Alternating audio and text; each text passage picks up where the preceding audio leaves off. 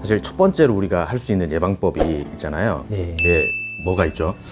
일단 예방법이라고 하면 가장 중요한 건 두 가지지 않을까 싶습니다. 이제 첫 번째는 이제 손을 잘 씻는다. 손을 위생 관리를 잘 한다. 그게 첫 번째일 것 같고, 두 번째는 마스크 착용이지 않을까 생각합니다. 네, 그래서 준비해봤습니다. 예, 여기 마스크 종류가 굉장히 많은데요. 예, 첫 번째부터 좀 설명해 주시죠. 예, 이제 이 마스크는 우리가 이제 흔히 외과용 마스크라고 부르는, 특히 이제 병원 내에서 많이 이제 의료진들이 착용하는 마스크라고 보시면 되고요. 네. 혹시 이 마스크도 도움이 될까요? 지금?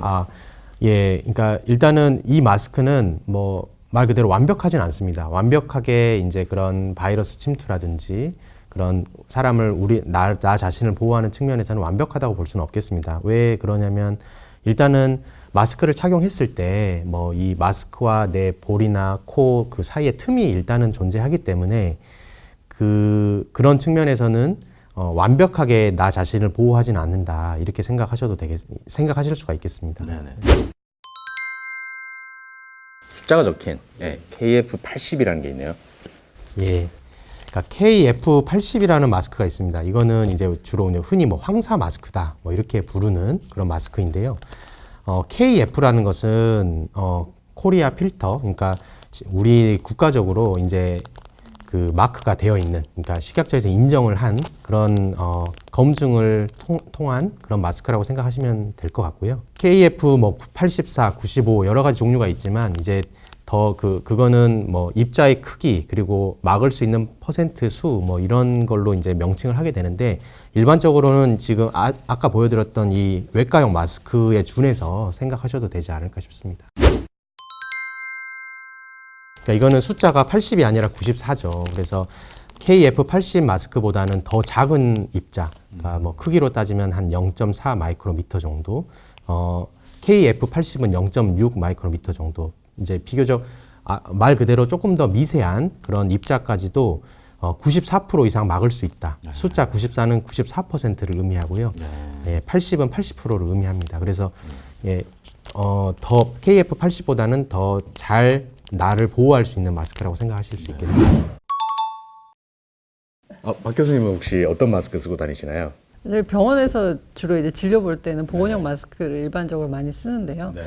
그러니까 초반에 이게 많이 막 이슈화 되지 않을 때, 유행을 하고 막 이럴 때, 그냥 이렇게 마스크 안 쓰고 나가고 지하철을 탔어요. 그랬더니 많은 분들이 저 KF94를 다 쓰고 계시고, 네. 거의 저랑 몇 명만 안 네, 쓰고 있더라고요. 그리고 네, 이래서 높은 시민의식이 아주 중요하다고 이렇게 말씀을 드리고 싶네요. 네. 네. 김 교수님은 혹시 어떤 거 쓰고 다니시나요?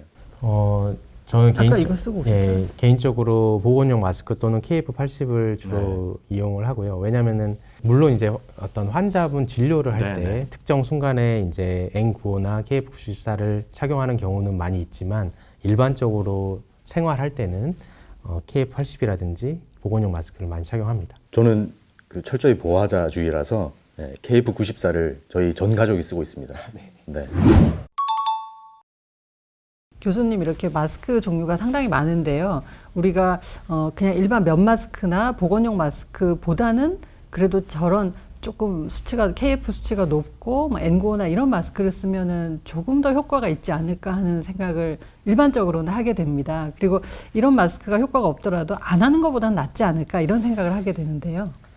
예, 맞습니다. 기본적으로는 마스크 종류를 떠나서 마스크를 전혀 하지 않는 것보다는 어느 종류의 마스크가 됐든지 마스크를 착용하시는 게 기본적으로 효과가 있습니다. 이렇게 말씀드리고 싶고, 다만 이제 마스크 종류가 굉장히 다양해서 이제 혼동이 있으실 수가 있는데, 물론 그 숫자가 높을수록 나를 보호할 수 있는 확률은 높아집니다. 그래서 그렇지만 단점은 KF94 제품이라든지 또는 N95 제품 같은 경우는 장시간 착용을 하고 있게 되면 굉장히 좀 호흡에 곤란을 느끼는 그런 경우가 종종 발생을 하게 돼서요. 나도 모르게 마스크를 좀 내린다든지, 그래서 코가 노출이 된다든지 그런 경우가 확률상 훨씬 많아집니다. 그래서 마스크를 하는 것이 이제 제대로 착용하는 것이 중요하다는 측면에서는 KF80 또는 이런 보건용 외과용 마스크를 제대로 착용한다면 더 높은 등급의 마스크를 제대로 착용하지 않는 것보다 오히려 훨씬 효과적일 수도 있겠다 이런 생각입니다. 마스크에 대해서 아주 자세히 알아봤는데요. 그 손 씻기에 대해서도 제가 듣기로는 아주 그 강의를 해주셨다. 이런 얘기를 들었는데 손 씻기에 대해서 한번 설명을 해주시면 좋겠네요. 예, 일단 손 씻기가 굉장히 중요한 예방 수칙이고요. 일단은 손 씻기에 대해서 우리가 준비한 동영상이 있는데 한번 보고 가시면 좋을 것 같습니다.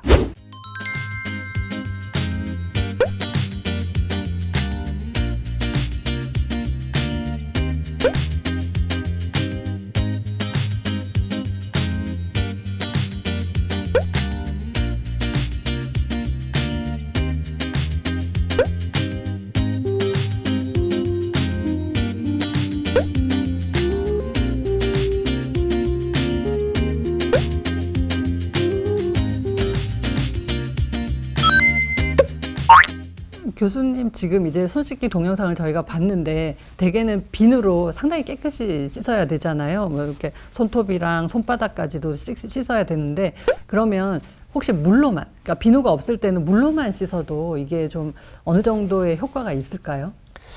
예, 물론 물로만 비누 없이 물로만 씻었을 때 뭐 물론 전혀 효과가 없다 이렇게 할 수는 없겠지만 씻지 않는 것보다는 낫죠. 씻지 않는 것보다는 왜냐하면 눈에 보이지 않는 그런 뭐 유기물이라든지 눈에 보이지 않는 그런 성분들이 떨어져 나갈 수는 있기 때문에 씻지 않는 것보다는 당연히 낫겠습니다. 하지만 되도록이면은 비누를 사용해서 손 씻기를 하시는 것을 추천드립니다. 우리가 비누가 없을 때는 요즘 이제 손 소독제가 많이 나와 있지 않습니까? 그래서 휴대도 해 다니시고 집에도 이제 비치하시는 경우가 있는데 알코올 성분 이렇게 젤로 된 것들이 있잖아요. 네. 그런 것들도 비누나 이런 걸 대체를 할 수 있을까요? 아, 예, 맞습니다. 손 위생 제제가 이제 알코올 성분인데요. 물과 비누로 손을 씻을 수 있는 그런 장소가 없다면 이제 손 위생 알코올 제제로 적절한 방법으로 손 위생을 하시면 물과 비누를 사용해서 씻는 것만큼이나 좋은 예방 효과가 있겠습니다. 네, 다만 손에 눈에 보일 정도의 그런 타액이 묻어 있다든지 그런 경우에는 반드시 물과 비누를 이용해서 손을 씻는 게 좋겠습니다. 네. 그래서 저희가 또 준비를 했죠. 예. 이게 손 소독제라고 나와 있는 건데 제일 중요한 게 있죠. 유통기한을 봐야 됩니다. 예. 아직 지나지 않았네요. 예. 어떻게 사용하면 되나요, 이건? 예, 일단은 물과 비누로 손을 씻는 것과 알코올 제제로 손 위생을 하는 것이 기본적으로 그 과정은 똑같다고 보시면 됩니다. 네. 예, 그래서 일단 기본적으로 첫 번째로 이제 충분한 양을 손바닥에 이제 담아야겠죠. 네. 그래서 한 번 또는 두 번 네. 이렇게 하시면 됩니다. 한 번 또는 두 번 네. 이렇게 해서 처음에는 이렇게 해주고 손바닥을 그 다음에는 손등 깍지를 끼고 이렇게 양손을 번갈아 가면서 해줍니다. 예. 그 다음은 이제 손가락을 마주 잡고 이렇게 비벼줍니다. 이런 과정에서 그 손가락 뒷면이 반대편 손바닥에 이렇게 마찰이 되는 겁니다. 그래서 손이 깨끗해지는 거죠. 그 다음에 엄지를 놓치기 쉬운데요. 엄지를 이렇게 돌리면서 이렇게 위생을 해줍니다. 그 다음에 마지막은 손끝인데요. 손끝을 이제 반대편 손바닥에 놓고 이렇게 비벼줍니다. 네. 이게 제일 많이 놓치는 거죠, 그죠? 예, 맞습니다. 그러니까 가장 많이 놓치는 포인트는 세 포인트인데요. 아, 예, 첫 번째는 이 손가락 사이사이입니다. 그래서 손가락 사이사이를 이렇게 해주는 게 가장 필요한 것 중에 하나고요. 두 번째는 엄지손가락입니다. 엄지손가락을 돌려주시는 게 필요하고요. 세 번째는 손가락 끝입니다. 그래서 손가락 끝까지 이렇게 그 세 포인트를 사실은 그런 포인트들을 일반적으로 좀 놓치시는 경우가 많이 있어서 그 세 포인트들도 놓치지 않고 하시는 게 필요하겠습니다. 네. 우리가 보통 알코올 손소독제 같은 경우는 그냥 이렇게 해서 이렇게 하고 그냥 끝내는 경우가 많은데 이것도 비누로 손 씻는 것처럼 이렇게 다 해야 된다라는 건 오늘 또 처음 들으시는 분들도 많으실 것 같습니다. 근데 하려면 좀 빨리 해야 될 것 같아요. 저게 비누랑 다르게 이렇게 휘발해 버리잖아요. 예, 맞습니다. 빨리 하셔야 될 것 같아요. 손 씻기, 그 손 소독제 사용, 그 외에도 아주 중요한 게 하나 있죠. 기침 예절 혹은 기침 에티켓이라는 거. 이건 어떻게 해야 되나요?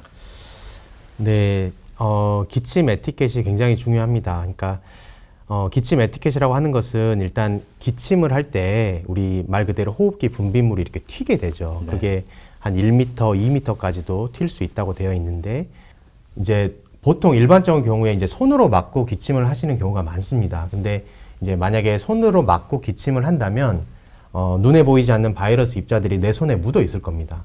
그래서 그런 상태에서 손을 씻지 않고 다른 뭐 문고리를 만졌다. 그러면은 그 문고리에 또 눈에 보이지 않는 코로나 바이러스가 묻게 될 겁니다. 네. 예, 그렇게 되기 때문에 일단 기본적으로 호흡기 에티켓이라고 하는 것은 손으로 막지 않고 내 옷으로 이렇게 내 옷으로 이렇게 막는 소매로 그거를 호흡기 에티켓, 기침 에티켓이라고 생각하시면 될 것 같습니다.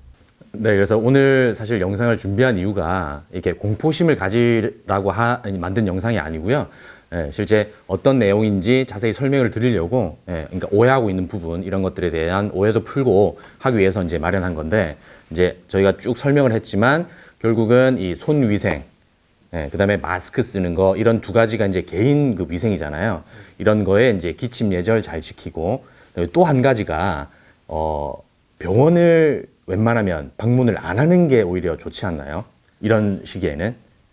예, 맞습니다. 일단은 병원이란 곳은 기본적으로 아픈 사람들이 방문하는 곳이고 정의상 그리고 밀접하게 이제 접촉할 수 있는 사람과 사람이 밀접하게 특히 아픈 사람과 이게 나도 모르게 노출이 된다든지 그런 가능성이 일반적인 공간보다는 훨씬 높은 공간이기 때문에 되도록이면은 병원 방문을 안 하시는 게 좋습니다. 그래서 물론 당연히 아프면 병원을 방문하셔야겠지만 뭐 병문안이라든지 면회라든지 이런 것들은 최소화하시는 게 바람직하겠습니다. 네.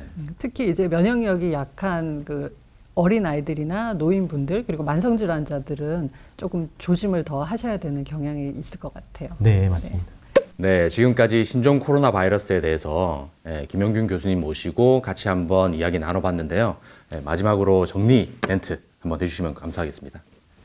예, 지금 신종 코로나 바이러스 감염이 굉장히 문제가 되고 있고 시민 여러분들께서 굉장히 걱정이 많으실 것으로 저도 생각을 합니다.